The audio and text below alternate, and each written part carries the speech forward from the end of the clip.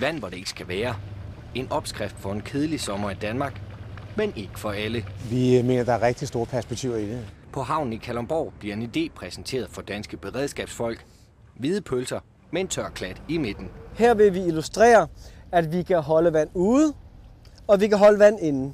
At lave barriere mod oversvømmelser kan ikke kaldes nyt, men indholdet i mobildæmningen er anderledes. Du kan i princippet koble en almindelig brændslange på, og så fylde den op med vand, og så derigennem tilbageholde vand.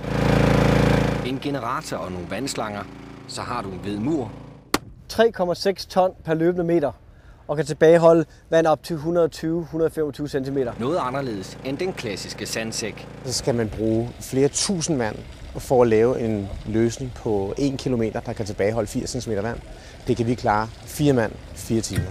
Det er noget beredskabsfolk med skybrud i erindring kan forstå. Du kan etablere et kar på stedet. Det kan man jo se her bagved, men man kunne lave et kar på stedet. De mængder af vand, der skal samles op, bruger man faktisk til at bekæmpe vand.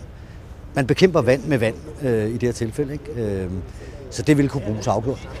Men oversvømmelser som i juni i København eller i august på Falster, er det rene vand i forhold til udlandet. Vi har netop haft besøg af Ghanas beredskabsstyrelse, direktøren for beredskabet i Ghana, som var meget imponeret over løsningen.